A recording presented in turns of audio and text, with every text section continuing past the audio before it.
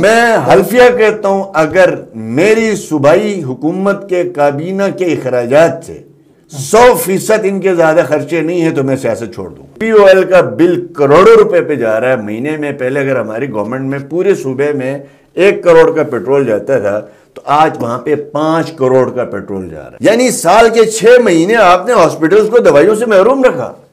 آپ کی کدھر ہے وہ 40 رکنی کابینہ؟ آپ کی کدھر ہے گورننس؟ کہاں ہے ڈیلیوری؟ ہسپتالوں میں دوائی کے لیے پیراسٹامول کے پتے کے لیے لوگ تڑپ رہے ہیں.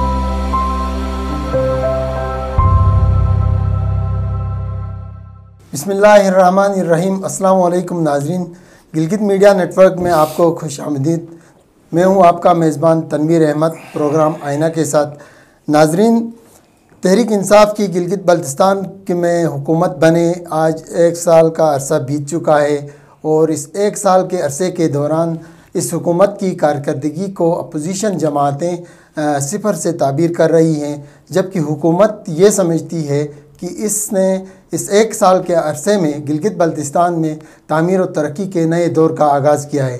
اس حوالے سے بات کرنے کے لیے آج ہمارے ساتھ موجود ہیں سابق وزیر اعلیٰ جناب حفیظ الرحمان صاحب.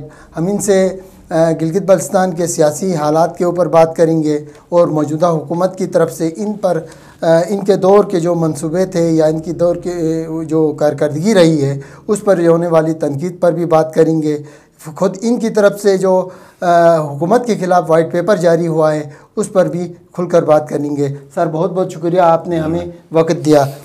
حفیظ الرحمان صاحب، میرا پہلا سوال آپ سے یہ ہوگا کہ سر، آپ نے گلگت بلتستان کی حکومت کی کارکردگی پر کو مایوس کن قرار دیتے ہوئے آپ نے اور آپ کی جماعت نے وائٹ پیپر جاری کیا، الزامات بھی لگائے. وزیر اعلیٰ کو بزدار 2 بھی آپ کہتے ہیں، نااہل بھی کہتے ہیں، لیکن آپ نہیں سمجھتے کہ کچھ وقت تو آپ کی حکومت کے منصوبوں کو بھی گراؤنڈ میں اترنے میں لگا تھا، تو اتنا وقت تو انہیں بھی ملنا چاہیے کہ ان لوگوں کی کارکردگی سال کے بعد ہی ظاہر ہو.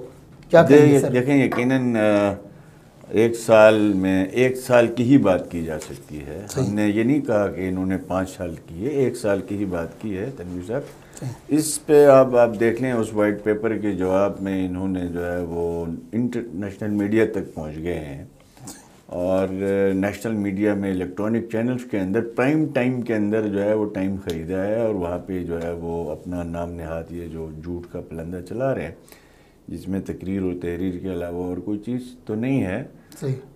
میں اس موقع پہ اس پورے نظام کے لیے، اس طرح کے جھوٹ کے لیے، حبیب جالب صاحب نے ایک شعر کہا تھا، یہ سرب خوابوں میں محل تعمیر کرتے ہیں. ٹھیک ہے جی، علاج غم نہیں کرتے، فقط تقریر کرتے ہیں. تو اس وقت اگر آپ کا خلاصہ دیکھ لیں تو یہ خوابوں کے محل ہیں، اور علاج غم کی طرف ان کا کوئی توجہ نہیں ہے.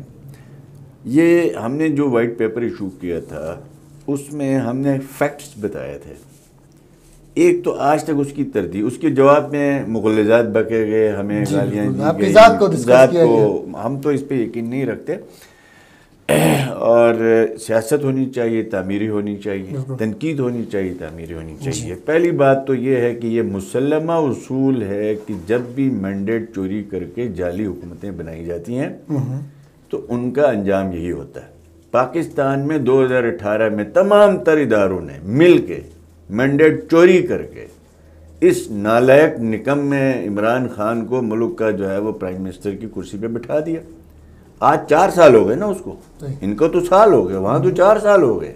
اس 4 سال میں ملک کا کیا حال کر دیا، چاہے اکانومی ہو، چاہے غریب آدمی کے حالات ہو، چاہے فارن پالیسی ہو، چاہے آپ کے انٹرنل سیکورٹی کے ایشوز ہوں. یعنی جن کو نیشنل ایکشن پلان بنا کے اس ملک کو سیٹ کر کے گیا تھا، وہاں پہ آپ نے جانا وہ دہشت گردوں کے ساتھ مذاکرات کر رہے ہیں. تو ہر وہ کام ان 4 سال میں ہوا جو پاکستان کی ہسٹری میں کبھی نہیں ہوا. اب آپ دیکھ لیں، یہاں جی بی میں بھی مینڈیٹ چوری کر کے 4، ان کے ٹوٹل ممبر 8 تھے نا جی، وہ بھی جس طریقے سے بھی آئے تھے، 8 ان کو آزاد ارکان دیے گئے. اس کے اوپر جو ہے وہ 5 ان کو ریزرو سیٹیں دی گئی، جس کے بدلے میں ان کے کوئی 23 رکنی جو ہے وہ کولیشن گورنمنٹ بن گئی. اب یہ بات مسلمہ ہے کہ جس طبقے کا عوام سے براہ راست تعلق نہ ہو اور وہ چوری کے مینڈیٹ کے ذریعے ایک حکومت قائم کی جائے تو اس سے اچھی کے توقع تو ممکن نہیں ہے. لیکن ہمارا علاقہ چھوٹا ہے. ہم نے ڈے ون سے کوشش کی, ہم سڑکوں میں, بازاروں میں, جلسوں میں, جلوسوں میں واویلا کرنے کے بجائے ان کو ٹائم ملنا چاہیے. اور فیڈرل میں گورنمنٹ ہے, جیسے تیسے انہوں نے کچھ وعدے کیے. ہماری جو عام جنتا ہے, عام پبلک ہے, اس کی زندگی میں کوئی راحت سکھ یہ لا سکتے ہیں, ہم رکاوٹ نہ بنیں. آپ دیکھ لیں اس 1 سال کے اندر اب اگر ہم کسی بھی شعبے کو آپ لے لیں, کوئی ایک شعبہ, اب انہوں نے اشتہارات لوکل اخبارات کو, نیشنل اخبارات کو, نیشنل میڈیا کو, ڈیجیٹل میڈیا کو اپنے اشتہارات دیے ہیں. لگ بھگ میرے اندازے کے مطابق یہ 5 کروڑ روپے سے زیادہ کا خرچہ ہے, جو آپ نے جیو جیسے چینلز کو بھی اشتہارات دیے لے جا کے پرائم ٹائم میں. اب یہاں صورتحال یہ ہے کہ اس اشتہار میں, یہ جو اخبار کے اندر جو اشتہار انہوں نے چھاپا ہے, آپ غیر جانبدار جرنلسٹ مجھے بتائیں اس میں سے کون سا ایک پروجیکٹ ہے جو انہوں نے اپنے اس 1 سال کے دوران تعمیر کیا ہو. ٹھیک ہے نا, اس میں بے شک انہوں نے کہا جی 30 پرائمری اسکول بنے. مجھے وہ پرائمری اسکول کی فوٹیج دکھا دیں آپ کہ جو 2020 میں شروع ہو گئی اور 21 میں کمپلیٹ ہو گئے, اس کے دکھا دیں. انہوں نے کہا ہم نے 50 بریجز بنا دیے ہیں, باقی اس پہ ہم نہیں جاتے. وہ 50 میں سے ایک برج کی فوٹیج دکھا دو, وہ کہاں بنائی ہیں بھئی, آپ نے کہاں شروعات کی ہیں. اس دریا پہ 4 برج ہم نے منظور کر کے, ایڈمنسٹریٹو فنڈز ایشو کر کے, کنسلٹنسیز کر کے ہم چلے گئے ہیں, ابھی تک اس کا ٹینڈر نہیں ہوا. تو ہمیں یہ بتایا جائے کہ اب صورتحال یہاں یہ ہے, جو بیڈ گورننس ہم کہتے ہیں, بزدار 2 کہتے ہیں, وہ اس لیے کہ ہم گالی نہیں دے رہے ہیں, اس کو تشبیہ دے رہے ہیں ان کی اپنی پارٹی کے ایک جو ہے وہ ارسطو کے ساتھ. یہ گالی نہیں ہے. اگر بزدار گالی ہے تو جائیں بزدار کو ہٹائیں. ٹھیک ہے, اگر وہ اسد, وہ کیا کہتے ہیں, وہ دوسرا مراد سعید کسی کو کہا جائے تو وہ اگر گالی ہے تو جائیں وہ, بلکہ ان کو خوش ہونا چاہیے. ہاں مجھے کہیں کہ یہ شہباز شریف بننا چاہتا ہے, مجھے تو خوشی ہو جائے گی. مجھے کوئی کہتے ہیں مجھے خوشی, میں اس کا کارکن ہوں, میں اس کا ورکر ہوں. ٹھیک ہے, مجھے خوشی ہوتی ہے. اب میں آپ کو عرض کروں گا 4-5 کروڑ روپے تو آپ اس کام میں خرچ کر رہے ہیں. اینول ایکسپینڈیچر آپ دیکھ لینا. ایک گورنمنٹ تھی پی ایم ایل این کی, جس کے اوپر کہا یہ چور ہیں, یہ لٹیرے ہیں, یہ ڈاکو ہیں. ٹھیک ہے, ہمارا اینول ماہانہ ایکسپینڈیچر جو کابینہ کا تھا 55 لاکھ روپیہ تھا. ٹھیک ہے جی, 55 لاکھ روپیہ. ان کی صوبائی کابینہ کا ماہانہ جو خرچہ ہے وہ 2.25 کروڑ روپیہ ہے, تنخواہوں کے علاوہ. صرف پی او ایل اور ٹی اے ڈی اور یہ جو انہوں نے فوج ظفر موج بنائی ہے. مجھے پاکستان کی ہسٹری میں بتا دیں تنویر صاحب کہ کوئی آ کے مجھے بتایا کہ ٹوٹل اسمبلی سے زیادہ کابینہ ہوئی ہو پاکستان کی ہسٹری میں. بلوچستان بڑا بدنام رہتا ہے کہ وہاں 65 ممبر ہوتے ہیں اور 65 ہی وزیر ہوتے ہیں. ہم نے تو اس سے بھی ترقی کی ہے.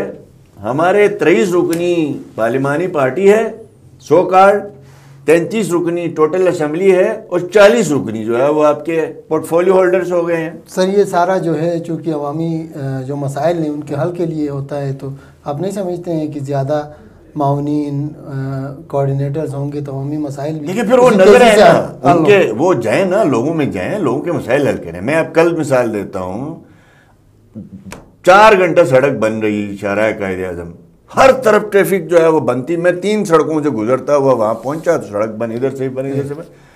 تو جب میں وہاں پہ بلایا نہیں گیا تھا, میں خود گاڑی سے اترا, میرے بچے بھی گاڑی میں تھے, میں گاڑی سے اترا, میں نے کہا کیا ہو رہا ہے جی, یہ روڈ بننے کتنے گھنٹے سے, یہ 4 گھنٹے سے.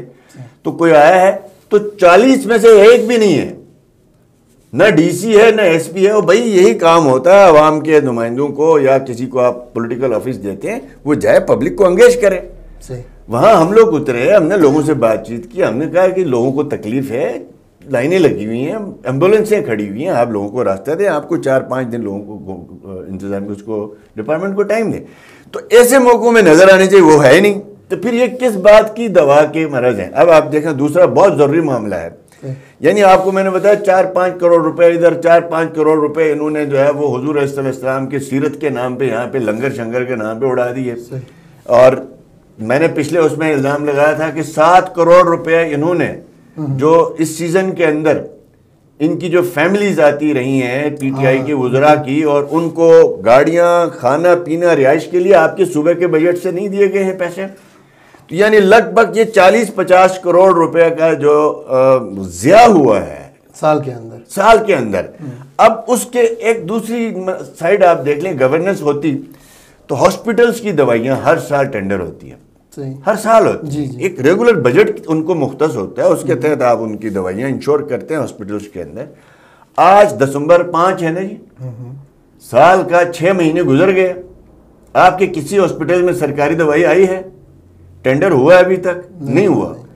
آپ کے سارے ہاسپٹل، چاہے وہ پی ایچ او ہوں، چاہے وہ ڈی ایچ او ہوں، چاہے وہ آر ایچ او ہوں، چاہے وہ ڈسپینسریز ہوں، وہ خالی پڑی ہیں، کوئی میڈیسن نہیں ہے۔ ایکسیڈنٹ ہو کے لوگ ہاسپٹل جا رہے ہیں۔ اسلام آباد میں غالباً پچھلے دنوں ٹینڈر نہیں، ہوا وہ ہے۔ کیا کیا آپ دیکھ لیں نا، آپ جب نائلی ہوتی، اس لیے ہم نائلی کہتے ہیں کہ آپ کو جب معلوم ہے، جب ہم کرتے تھے نا ٹینڈر دوائیوں کا، ہم جب یہ سیزن آتا تھا، سال پورا ہوتا تھا، تو 3 مہینے کا سٹاک رکھتے تھے تاکہ ٹینڈر میں کوئی اونچ نیچ ہوتی ہے، کوئی کورٹ چلا جاتا ہے تو آپ کی دوائیوں کی جو سپلائی چین ہے وہ نہ ٹوٹے۔ یہاں انہوں نے وہ بھی مینٹین نہیں رکھا۔ اب آپ کے فار فلانگ ایریا ہے، مرمرک وغیرہ ہے، جیسے جی بی میں بہت سے علاقے ہیں، وہاں پہ تو کل پرسوں سے وہ راستے بند ہو جائیں گے، تو ابھی تک آپ نے ٹینڈر نہیں کیا۔ دوسرا، یہاں ٹینڈر ہوتا تھا، ہم نے ریجن وائز کیا تھا، ڈسٹریبیوٹرز آتے تھے، پارٹیسپیٹ کرتے تھے، کمپٹیشن ہوتا تھا، معیار چیک ہوتا تھا، سمپل پاس ہوتا تھا۔ اب انہوں نے کیا کیا جی، بزدار 2 صاحب نے، نائل کیوں نہیں کہیں بھئی آپ نے تیاری نہیں کی تھی، تو آپ نے یہ فیصلہ کیا کہ ہم نے یہ ٹینڈر کرنا ہے مینوفیکچرز کے درمیان، ڈسٹریبیوٹرز کو ہم نے قریب نہیں آنے دینا ہے۔ صحیح۔ تو مینوفیکچرز کا ٹینڈر کہاں کال ہوتا ہے؟ اسلام آباد میں۔ اب مینوفیکچر آپ کو 10 ٹرک دوائی پھینکے گا، اس کو مرمرک کون پہنچائے گا؟ اس کا ریٹ کون دے گا؟ اس کو یاسین تاؤس پہنچانا ہے، اس کو گاشو پہاڑ پہنچانا ہے، اس کو جو ہے بگروڈ کے آخری نالے تک پہنچانا ہے وہ دوائی اور میڈیسن، وہ اس کا سولوشن نہیں ڈھونڈا گیا انہوں نے۔ اب مینوفیکچرز نے کیا کیا، یہ میں سمجھتا ہوں اس حکومت کے اندر کچھ لوگ ہیں جو بڑے اسکیم میں، بڑے سکینڈلز میں براہ راست انوالو ہیں۔ اچھا، یہ سکینڈل نہیں ہے تو اور کیا ہے کہ آپ نے 12-14 مینوفیکچرز کے ساتھ ڈیل کر لی کہ آپ ٹینڈر میں آ جائیں۔ اب وہ 12-14 ہی لوگ ہیں نا مینوفیکچرز، تو وہ آپس میں طے کر چکے ہیں کہ ہم 12 ہی ہیں اور تو کسی نے آنا نہیں ہے، تو ہم ایسا کرتے ہیں پیراسٹامول آپ رکھ لیں، پیناڈول یہ رکھ لے گا، فلاں دوائی فلاں کمپنی لے گی، ہم مرضی کے ریٹ دے دیں گے۔ اب وہ ایک تو خدشہ یہ ہے کہ وہاں پہ بہت زیادہ ریٹ آنے کا ہے، دوسرا خدشہ یہ ہے کہ یہ پھر سپلائی کیسے ہوں گی، ان کے ہر اسٹیشن میں یہ دوائی کیسے پہنچے گی، اس کے اخراجات کا ہے۔ تیسرا، ڈسٹریبیوٹر کورٹ گئے ہیں، تو وہاں سے کیا فیصلہ آتا ہے، یعنی سال کے 6 مہینے آپ نے ہاسپٹلز کو دوائیوں سے محروم رکھا۔ آپ کی کدھر ہے وہ 40 رکنی کابینہ، آپ کی کدھر ہے گورننس، کہاں ہے ڈیلیوری؟ ہسپتالوں میں دوائی کے لیے، پیراسٹامول کے پتے کے لیے لوگ تڑپ رہے ہیں، پیسے ہیں، پیسے نہیں والی بات نہیں ہے، بجٹ میں 40 کروڑ روپے ہے، لیکن وہ غریب کو دستیاب نہیں ہے۔ تو اس سے بڑی بیڈ گورننس، اس سے بڑی نااہلی کیا ہوگی؟ اور یہ پھر اشتہارات چھاپتے ہیں۔ اب میرا پوری قوم سے یہ گزارش ہے، ہاں کوئی بھی میڈیا کا دوست، کوئی پی ٹی آئی کا دوست آ جائے، میری پارٹی کے کسی کے ساتھ بیٹھ جائے، مجھے کنٹریڈکٹ کرے کہ اس اشتہار میں کوئی ایک پروجیکٹ بتائیں جس کے فیتہ انہوں نے کاٹا اور جس پروجیکٹ کو آگے لے کے گئے۔ ہاں پی ایس ڈی پی کے کچھ منصوبے ہیں اب ہمارے دور کے، ان کو ڈیلے کیا گیا۔ کیوں ڈیلے کیا گیا؟ یہ آج نہیں، انشاءاللہ وقت بتائے گا۔ آج تو گلیاں ہم سنسان وچ مرزا یار پھرے نا، ان کو کوئی پوچھنے والا اس لیے نہیں ہے، نہ فیڈرل میں نہ یہاں پہ، ان کو 100 خون معاف ہیں، اس لیے کہ ان کو لانے والے جو ہے وہ ان کو لا کے پھنس گئے ہیں۔ اب آپ دیکھ لیں کہ پی ایس ڈی پی کے جو منصوبے ہمارے تھے، 2-3 سال ان کو روکا گیا۔ کیوں روکا گیا؟ ایک تو کریڈٹ نون لیگ کو نہ ملے، ٹھیک ہے جی، سمجھ آتا ہے، پولیٹیکل فیصلہ ہے۔ دوسرا، اب ریٹ چونکہ چینج ہو گئے۔ میں مثال دیتا ہوں، ہیزل ہائیڈل پروجیکٹ 2018 میں ہم نے ٹینڈر کیا پروونشل لیول پہ منسٹری کے تعاون سے، اس وقت یہ 9.5 ارب روپے پہ بڈ ہوئی۔ ایف ڈبلیو جو اس وقت ہماری شرائط کے مطابق یہ تھی کہ اس میں 2 ہائیڈل پروجیکٹ کیوں، وہ ناک آؤٹ ہوا، ٹھیک ہے جی۔ اب اس ایف ڈبلیو کی درخواست پہ اس ٹینڈر کو کینسل کیا گیا، ریٹ زیادہ آیا، یعنی یہ پروجیکٹ 8 ارب کا تھا، آپ نے 9.5 ارب پہ دیا ہے، تو اس پہ انہوں نے 2 سال اس علاقے کے ضائع کیے گئے۔ رن آف دا ریور صوبے کا پہلا پروجیکٹ تھا، 20 میگا واٹ بجلی آنی تھی، وہ پروجیکٹ آپ نے کینسل کر کے اب دوبارہ ٹینڈر کیا تو کتنے پہ کیا؟ 13.5 بلین پہ، یہ 4 ارب روپے اوپر لے جا کے۔ دوسرا جو اس میں سکینڈل ہے میرے حساب سے وہ یہ ہے کہ یہ کہیں بھی نہیں ہوتا کہ ٹینڈر سے پہلے جو ہے کانٹریکٹرز کے ریٹ کے اوپر ریویژن فائنل ہو جائے۔ یہ طے ہوتا ہے کہ ٹینڈر ہو جاتا ہے، اس کے بعد کام شروع ہو جاتا ہے، پھر کام 40-50% ہونے کے بعد پتہ چلتا ہے کہ ہاں جی کوئی مسنگ چیز ہے تو آپ نے ریوائز ڈالنا ہے۔ یہاں کیا ہے کہ پی ایس ڈی پی کے منصوبوں میں کون کون ہے؟ NLC ہے، FWO ہے، 2-4 بڑی اور کمپنیاں ہیں، ان کی جو منظور نظر ان 4-5 کمپنیوں کے بارے میں یہ طے ہو گیا کہ اب یہ جو ریٹ دیں گے بڈ میں، اس بڈ ریٹ کانٹریکٹر ریٹ کے اوپر ریویژن فائنل ہوگا، یعنی کہ ٹھیکیدار جو ریٹ دے گا، ہاں ٹھیکیدار جو بھی ریٹ، اب ٹھیکیدار کو پہلے سے پتا ہے میں اس کا 10 روپے کے بجائے میں 40 دوں گا، تو چونکہ ریوائز تو اس نے ہونا ہی ہونا ہے، صحیح، تو یہ اربوں روپے کا خسارہ ہوگا، اور یہ منصوبے جو ہے وہ ناقابل عمل بنائے جا رہے ہیں، پھیتے کاٹے جائیں گے کچھ عرصوں میں اگلے۔ تو یہ آپ کے سامنے ہے۔ پھر دوسرا آپ دیکھ لیں 2 سال جو جی بی کی ڈیولپمنٹ روکی گئی، 2 سال، 1 سال تو کورونا اور پھر اس کے بعد نگران گورنمنٹ اور ہم سے ہمارے اختیارات چھین کے 1 سال ان کو ہو گیا۔ اب اس کا نقصان ہماری قوم کو اٹھانا پڑا۔ میں آپ کو اس پروگرام کو گواہ بنا کر کہتا ہوں جی بی کی ڈیولپمنٹ سٹک اپ ہو گئی جب تک کہ اس میں 10-12 ارب روپے مزید پمپ نہیں کیے جاتے ایڈیشنل، اس کو بغیر ممکن نہیں ہے۔ آپ کسی پریس کلب میں روز کانٹریکٹر آ کے پریس کانفرنس کر رہے ہیں نا اسکلیشن کے لیے، یعنی اس وقت سیمنٹ کی بوری کتنے کی تھی؟ 450 کی، آج کتنے کی ہے؟ 1000 کی۔ اس وقت 1 ٹن شریعہ کتنے کا تھا؟ 90,000 کا، 80,000 کا، آج کتنے کا؟ 2.25 لاکھ کا۔ اس وقت تیل کتنے کا تھا؟ 86 روپے کا، آج کتنا ہے؟ 150 روپے تک پہنچا ہے۔ اس وقت ڈالر کتنے کا تھا؟ 102 روپے کا، آج ڈالر کتنے کا ہے؟ 175 روپے کا۔ تو 100% انفلیشن ہو گئی۔ تو جب 100% انفلیشن ہوئی ہے تو اب سمپل میں مثال دیتا ہوں، ایک پل تھا، اگر یہ ٹائم پہ بنتا، ہمارے جب ہم نے ان کو منظور کیا تھا تو وہ 5 کروڑ میں بننا تھا۔ اب آپ کی سریہ سیمنٹ اور ہر چیز دگنی ہونے کی اب 10 کروڑ چاہیے، ٹھیک ہے؟ اسی پل کے لیے اب آپ کو 10 کروڑ چاہیے۔ اس کی اب آپ کو تھرو فارورڈ جو ڈیولپمنٹ کا اے ڈی پی کا ٹوٹل ہمارے صوبے کا ہے وہ 96 ارب روپے یہ بتا رہے ہیں۔ تو 96 ارب اسٹیمیٹڈ آپ کا جو ہے وہ تھرو فارورڈ ہے پورے صوبے کا، تو 96 ارب ہی ایسکیلیشن ہے۔ یعنی آپ کے ان جی بی کی اینول ڈیولپمنٹ پلان میں جو اسکیم ہے ان کو کمپلیٹ کرنے کے لیے 190 ارب روپے چاہیے جو اینول ڈیولپمنٹ دوگنا۔ آپ دیکھ لیں کہ یہ اپنے اشتہار میں ہی دیتے ہیں کہ ہم نے 66 ارب روپے سے بڑھا کے 106 ارب کر دیا بجٹ جی بی کا۔ اچھا جی ٹھیک ہے، آگے آپ بتاتے ہیں غیر ترقیاتی بجٹ 32 ارب سے ہم نے 47 ارب کروایا۔ وہ ترقیاتی بجٹ کا ذکر ہی نہیں ہے۔ آپ نے یہ 32 ارب سے 47 ارب کروایا ہے نان ڈیولپمنٹ بجٹ، تو اس میں آپ نے کیا پبلک کے لیے بینیفٹس رکھے ہیں؟ کیا ہسپتالوں میں دوائیاں ڈبل ہو گئی ہیں؟ کیا بجلی کیا جو ہے وہ سستی کر دی گئی ہے یا وافر کر دی گئی ہے؟ پانی کے جو ہے وہ ہر گھر میں جو ہے آپ نے کوئی منرل واٹر پہنچا دیے ہیں؟ آپ نے یہ جو تقریباً ہم سے ان کا جو نان ڈیولپمنٹ بجٹ ہے وہ زیادہ ہے، وہ اتنا زیادہ ہے کہ 32 ارب ہمارے دور میں تھا تنخواہوں کو ملا کے، ان کو ملا 47 ارب روپے نان ڈیولپمنٹ بجٹ۔ اور ڈیولپمنٹ اب اس 47 ارب میں کیا ہو رہا ہے؟ ان کے جو معمار ہیں اس پہ خرچے ہو رہے ہیں، یہ جو اخبارات اور آگے پیچھے اپنے جھوٹ کو پھیلانے کے لیے جھوٹے اشتہارات، وہاں پہ یہ پیسے خرچ ہو جائیں گے، اور اسلام آباد آنا جانیوں پہ خرچ ہو جائیں گے۔ پی او ایل کا بل کروڑوں روپے پہ جا رہا ہے مہینے میں۔ پہلے اگر ہماری گورنمنٹ میں پورے صوبے میں 1 کروڑ کا پیٹرول جاتا تھا تو آج وہاں پہ 5 کروڑ کا پیٹرول جا رہا ہے، ٹھیک ہے جی؟ تو اب یہ اخراجات میں جو ہے وہ اضافہ ہو رہا ہے، یہ کس لیے؟ یہ اس لیے بجٹ میں انہوں نے پروویژن رکھی ہے، یعنی نان ڈیولپمنٹ بجٹ 32 ارب روپے ہمارے دور میں یہ بتا رہے ہیں، ان کے دور میں 47 ارب ہے۔ حافظ صاحب کچھ دوسری چیزوں کی طرف بھی آتے ہیں، اس کی میں تنویر آخری بات کروں گا آپ سے اس میں۔ اب آپ آ جائیں، ہمارا جو اصل ہے مقصد، جو یہ نان ڈیولپمنٹ بجٹ تو تنخواہ اور سروس ڈیلیوری پہ جاتا ہے، آپ کا ڈیولپمنٹ بجٹ 14 ارب ہے، نان ڈیولپمنٹ 47 ارب، جس میں عوام کو کوئی فائدہ نہیں ہے۔ جس میں عوام کا سروکار ہے وہ ہے 14 ارب روپیہ ٹوٹل ڈیولپمنٹ بجٹ، یعنی فیڈرل میں۔ ہم نے 19 ارب پہ لے گئے تھے جب سیمنٹ 450 کا تھا، جب سریہ 86,000 کا تھا۔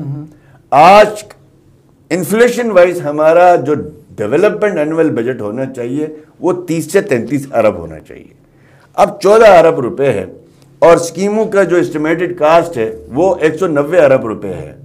اگر آپ 14 ارب روپے ہر سال دیتے جائیں تو اگلے 10 سال میں اس اے ڈی پی کی اسکیمیں کمپلیٹ نہیں ہو سکتی ہیں، تو لہٰذا اس میں بھی ہمیں پھنسایا ہے انہوں نے ڈیولپمنٹ. تو بجٹ کے اضافے کی طرف بھی حکومت کو توجہ دینی چاہیے. سر آپ نے یہاں پریس کانفرنس کر کے ایک دھمکی یہ بھی دی تھی کہ اگر یہ جو عبوری آئینی کی صوبے کی جو بات چل رہی ہے وہ 6 ماہ تک وہ نہ بنا وہ صوبہ تو گلگت بلتستان کو آپ لوگ چلنے نہیں دیں گے، اینٹ سے اینٹ بجا دیں گے. تو کیا آپ سمجھتے ہیں کہ دھمکیوں سے ہی حقوق مل سکتے ہیں گلگت بلتستان کو؟ دیکھیں چاہے وہ آپ دیں یا کوئی اور سیاسی جماعت. دھمکی نہیں ہے یہ پولیٹیکلی. دیکھیں آپ نے اتنا بڑا جھوٹ بولا ہے، ہم نے برداشت آج تک 1 سال کے لیے اس لیے کیا نا کہ چلیں ان کے وزیر خان صاحب کو لے کے ہماری اسٹیبلشمنٹ لے کے آئی یہاں پہ للک جان اسٹیڈیم میں. ہمارا نواز شریف وزیر اعظم تھا، عوامی نمائندہ تھا، ایک پاپولر لیڈر تھا. اس نے لالک جان میں مسلم لیگ نون کے جلسے سے خطاب کیا. وہ جو اعلان کرنے تھے الیکشن شیڈول سے پہلے کیا. یہ سلیکٹڈ تھا، سلیکٹر اس کو لے کے آیا یہاں لالک جان اسٹیڈیم میں اور الیکشن شیڈول سے 10 دن پہلے 15 دن پہلے اس کو لے کے آیا الیکشن ڈے سے شیڈول کے دوران، اور اس سے اعلان کروایا کہ اس کو ہم آئینی صوبہ بنا رہے ہیں. لہٰذا ہم سمجھتے ہیں کہ چلو جی بی کے ایک بڑے طبقے کا ایک بڑا ڈیمانڈ ہے کہ جی یہ پروویژنل کانسٹیٹیوشنل صوبہ بن جائے. ٹھیک ہے جی. تو اب انہوں نے اعلان کیا نا جی، جس کی وجہ سے ہم بھی برداشت کر گئے. چلیں جی یار ان کی وجہ سے اگر گلگت بلتستان کو پروویژنل کانسٹیٹیوشنل صوبہ بنتا ہے تو ٹھیک ہے. تو اب اگر باقی تو انہوں نے بیڑا غرق کر دیا ہر طرف سے، اور ابھی اگر یہ نہیں کرتے کانسٹیٹیوشنل صوبے کا نظام کا جو امینڈمنٹ ہے وہ پارلیمنٹ میں لے جا کے اس کو پاس نہیں کرواتے تو پھر تو آپ دیکھیں لوگ تو تیار بیٹھے ہیں. ہر گلی ہر کوچے میں احتجاج ہو رہا ہے. میں مثال دے رہا ہوں، میں آپ کے پروگرام کے تھرو کہتا ہوں گلگت شہر میں اس پورے اینول ڈیولپمنٹ کے 14 ارب روپے میں 1 روپے کی اسکیم نہیں ہے. 2.25 لاکھ کی آبادی گلگت شہر کو آپ سمجھتے ہیں کہ نظر انداز کر دیا گیا؟ نہیں، اسکیم نہیں، نظر انداز تو اور ہوتا نہیں، غلطی سے کوئی ایک اسکیم رہ گئی ہوگی. بھی ٹھیک ہے یہاں پہ حکومت کا کوئی وزیر یہاں کا نہیں ہے، نون لیگ کو ووٹ دیا یا دیتے رہے. یہ شہر آپ نے فراڈ بھی کیا، اس کے باوجود بھی نون لیگ کو اس شہر سے آپ فارغ نہیں کر سکے. اب اس کا بدلہ آپ یہ دے رہے ہیں کہ یار آبادی وائز ہر ڈسٹرکٹ کو فنڈز ملتا ہے، وہ اس کا حق ہے ہر ضلع کا. ایک ہوتا ہے جی ہاں اب میں چیف منسٹر تھا، شاید میں نے 2 روپے زیادہ گلگت میں لگا دیے ہوں کیونکہ یہ کیپٹل بھی تھا، میری کانسٹیچوئنسی بھی تھی. استور میں بھی موجودہ چیف منسٹر شاید 2 روپے زیادہ لگا دیں، لگانا چاہیے اس کو، اس کا حلقہ بھی ہے. لیکن ڈیو شیئر تو دے نا. گلگت شہر کا 1000 روپے کی اسکیم مجھے دکھائیں ان 14 ارب روپے میں. اس کو لے کے جب ہم پبلک میں جائیں گے، یہ حکومت آپ لوگ گلگت میں بیٹھ کے کر رہے ہیں، صوبے کا کیپٹل ہے. آپ صوبے کے کیپٹل کو 1000 روپے کی اسکیم سے بھی محروم کر رہے ہیں، بجٹ کے شیئر سے محروم کر رہے ہیں. تو کیا کل ان شہریوں کو جب ہم کہیں گے جی نکلو تو ان کا کون پرسان حال ہے؟ یہاں پہ ان کے دفتروں میں تو ہو کا عالم ہے. ہم یہاں 1 گھنٹہ اپنے پارٹی کے دفتر میں بیٹھتے ہیں تو 200 سے زیادہ لوگ وہاں پہ آ جاتے ہیں. ان کے دفتروں میں جاؤ تو وہاں پہ کوئی ملنے کے لیے ان کے ساتھ نہیں جاتا. تو لہٰذا ہم یہ کہہ رہے ہیں کہ یہ بڑی سیریس بات ہے. اگلے 6-7 مہینے ان کے پاس ہیں، جا کے منت ترلا کر لیں، اور کام آپ سے نہیں ہونا. یہ بھائی لوگوں کے ذریعے جا کے آپ کوشش کریں اور جی بی کا یہ جو کانسٹیٹیوشن کا معاملہ ہے اس کو آپ پارلیمنٹ میں لے جائیں. صحیح. اگر آپ یہ نہیں کرتے ہیں تو پھر آپ کو یہ سی ایم نے کتنی دفعہ کہا، کتنی دفعہ اس کی کابینہ میں یہ بات ہوئی ہے کہ یہ تو 2023 تک ہے. ابھی یہ پچھلے دنوں کا یہ جو کونسل ہے یہ تو عارضی ہے، ابھی تو ہمارا 2023 سے پہلے. تو یعنی جب آپ لوگوں نے خود کہا ہے ہم آپ کا وعدہ یاد کروا رہے ہیں، اگر آپ نے اس پہ عمل درآمد نہیں کیا تو پھر یہ شہر اور یہ صوبہ، اس صوبے کے عوام ہم جی بی کی اور چلنے نہیں، بل بات نہیں، اس حکومت ویسے ہی نہیں چل رہی ہے، ان کی ہٹ سینڈ بجا دیں گے انشاءاللہ. اچھا حافظ صاحب، آپ کیا سمجھتے ہیں کہ گلگت بلتستان کو اس وقت کن چیلنجز کا سامنا ہے؟ یہ جو آپ اس حکومت کی 1 سالہ کارکردگی سے ہٹ کر اگر ہم دیکھتے ہیں تو کن چیلنجز کا سامنا ہے، اور ان چیلنجز کو کس طرح جو ہے حکومت کو چاہیے کوئی مشورہ بھی تو دیں نا آپ حکومت کو کہ وہ اس ان چیلنجز کا کس طرح مقابلہ کرے؟ دیکھیں حکومت ہو، ہم تو اس کو حکومت نہیں مانتے، اس لیے کہ ان کو یہاں پہ بٹھایا گیا ہے. وزارت امور کشمیر نے جی بی کو ٹیک اوور کیا ہے.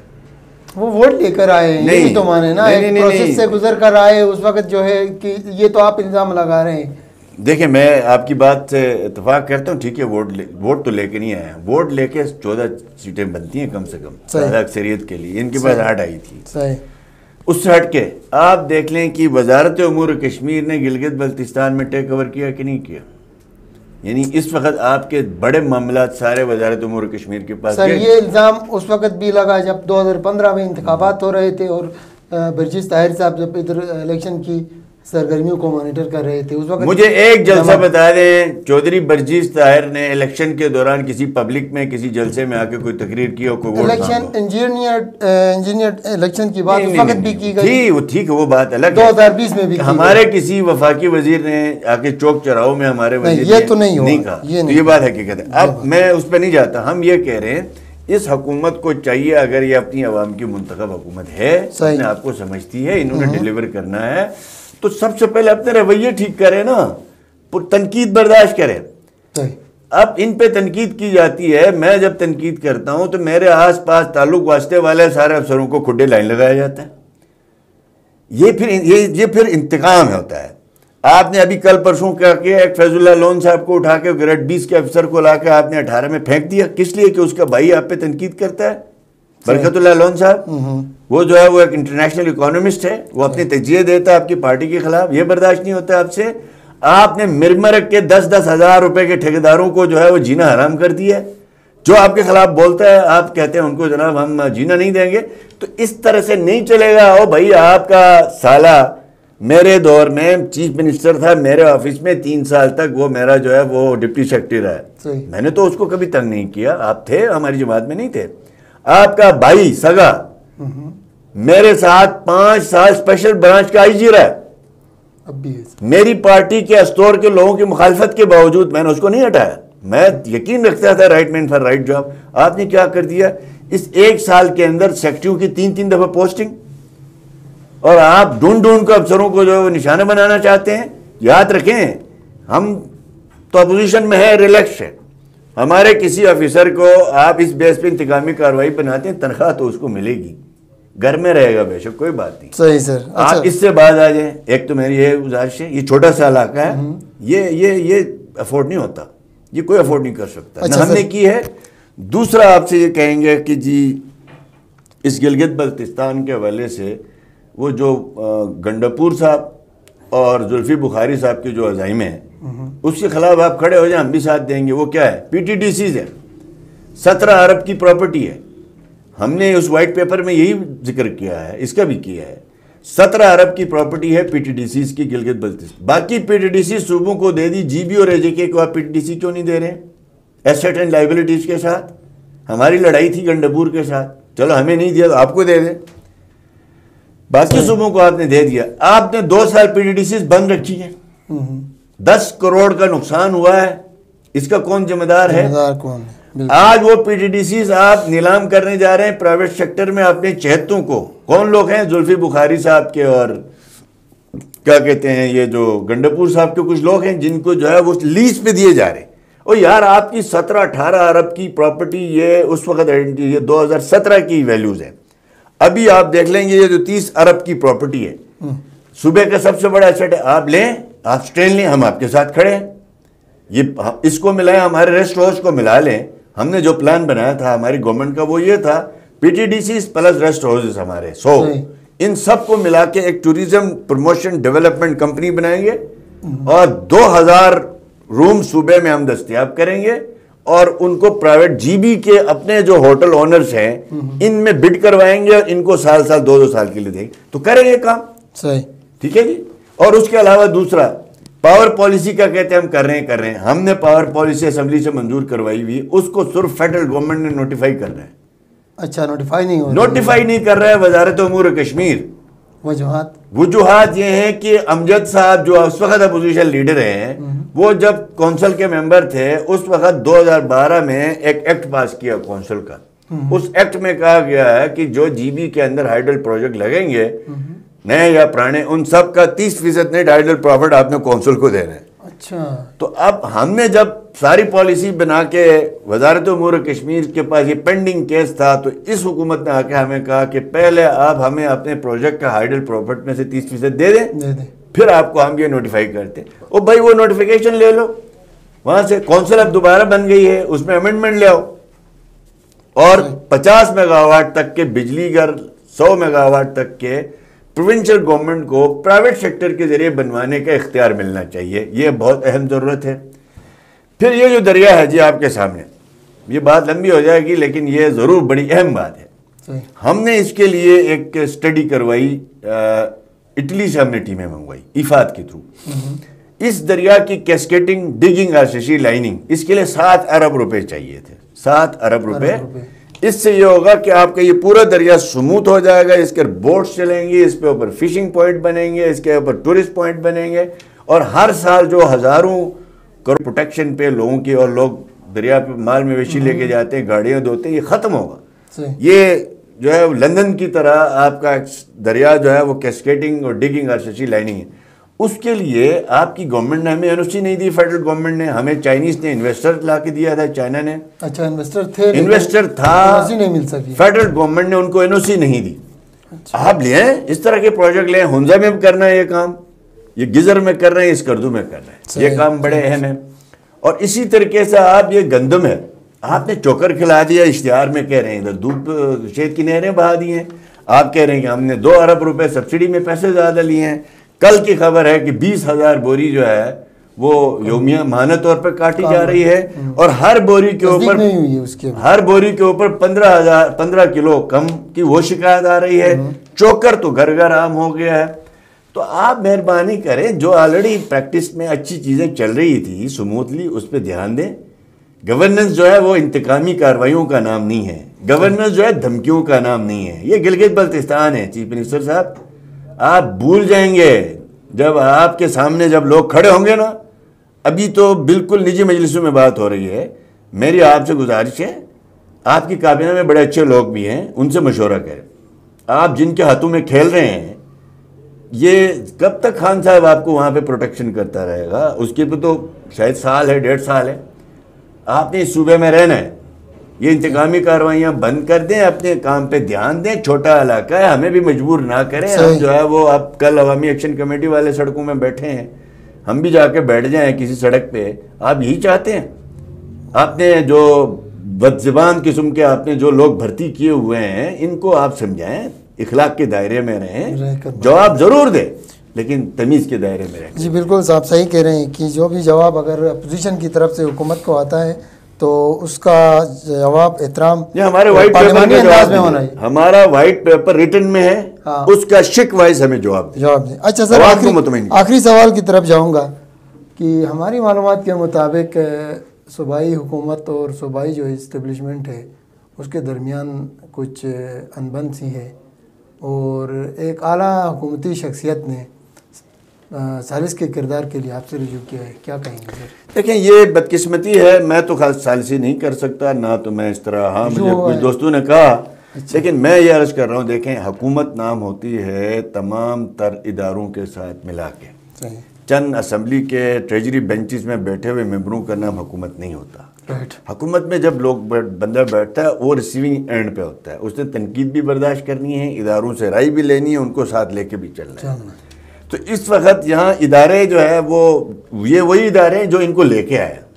ہمارے بھی وہ مامے چاچے نہیں ہیں, ہم بھی ان کو کوئی پسند نہیں کرتے, لیکن ہم ان کا سیکیورٹی کا رول, جو کانسٹیٹیوشنل رول ہے, جو ان کا انتظامی رول ہے, اس کو ہم ایکسیپٹ کرتے ہیں.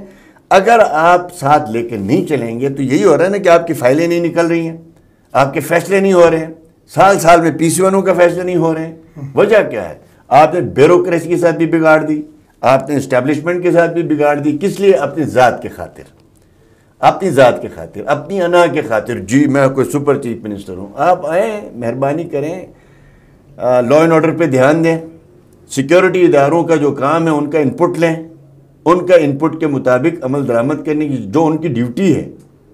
اگر ایک انٹیلیجنس ایجنسی ہے وہ آپ کو خبردار کر رہی ہے تو آپ کو پھر اس حساب سے ایکشن لینا ہے. اگر آپ نے بیوروکریسی کے اوپر آپ نے یہ جو بنا دیا, ددی جواری سینٹر بنا دیا ادھر, آپ مجھے بتائیں, میں نے سوال اٹھایا تھا اس پہ, یہ بڑے طبقے کہ یار یہ رولز آف بزنس میں اس کا کہاں ذکر ہے؟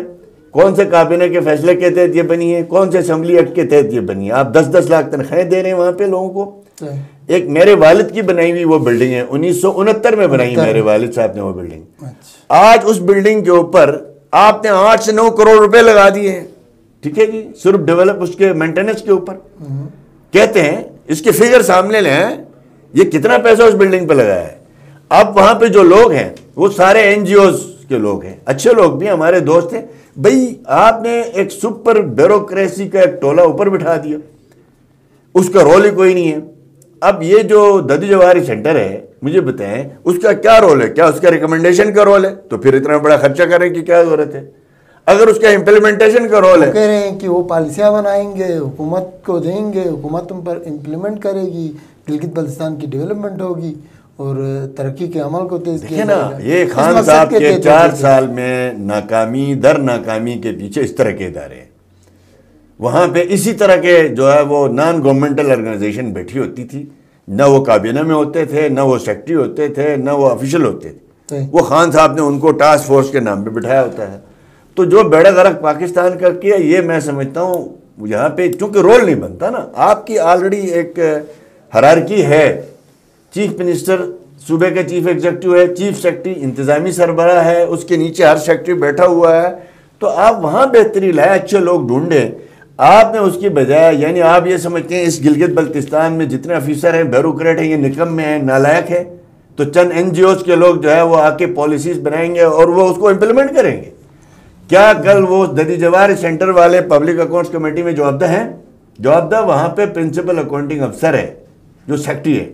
یہ مقبول نظام میں مزید پیچیدگیاں مت پیدا کریں، اپنے لیے بھی مسائل پیدا نہ کریں، قوم کے لیے بھی آلریڈی آپ نے مسائل پیدا کیے، 40 کوآرڈینیٹر اور معاون خصوصی کی ایک فوج دفر موج۔ کل کوئی بھی پارٹی گورنمنٹ میں آئے گی تو اس کے کارکن کہیں گے پہلے تو یہ عہدے پورے تو فل کرو نا۔ یہ آپ نے جو غیر ضروری اخراجات بڑھائے ہیں اس غریب علاقے کے، اس خطے کے، اس کو کم کریں، اور آج بھی وقت ہے آپ کے پاس۔ یہ نہ ہو کہ کل کلاں آپ کو ان کو نکالنا پڑے، بس کر دیں یہ سلسلہ، اور آپ اپنے غیر ضروری خرچوں کو کنٹرول کریں اور میرا چیلنج قبول کریں۔ ہم تھے نا چور، ہم تھے جی 2 نمبر لوگ، ہم جناب ہم کھا گئے پی گئے، ہمارا تو ایک منصوبہ آج پبلک میں بول رہا ہے، ٹھیک ہے، میں اپنے منہ کچھ نہیں کہوں گا، ہم صرف یہ کہتے ہیں اپنے اخراجات اور ہمارے اخراجات میں آپ کیا کہیں، توازن کے علاوہ اس کا تقابل کریں، تقابلی جائزہ بھی لیں۔ میں حلفیہ کہتا ہوں اگر میری صوبائی حکومت کے کابینہ کے اخراجات سے 100% ان کے زیادہ خرچے نہیں ہیں تو میں سیاست چھوڑ دوں گا۔ بہت بہت شکریہ حافظ حفیظ الرحمان صاحب۔ ناظرین، آپ نے حافظ حفیظ الرحمان صاحب کی گفتگو سنی۔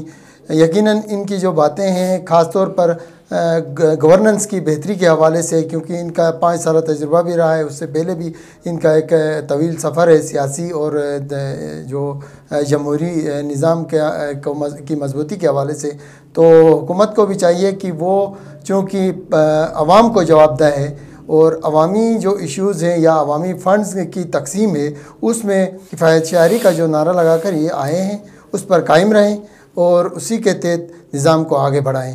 سر آپ کا بہت بہت شکریہ۔ ناظرین اپنے فیڈ بیک سے ضرور نوازیے گا۔ کسی اور دن کسی اور مہمان کے ساتھ حاضر ہوتے ہیں۔ اللہ نگہبان۔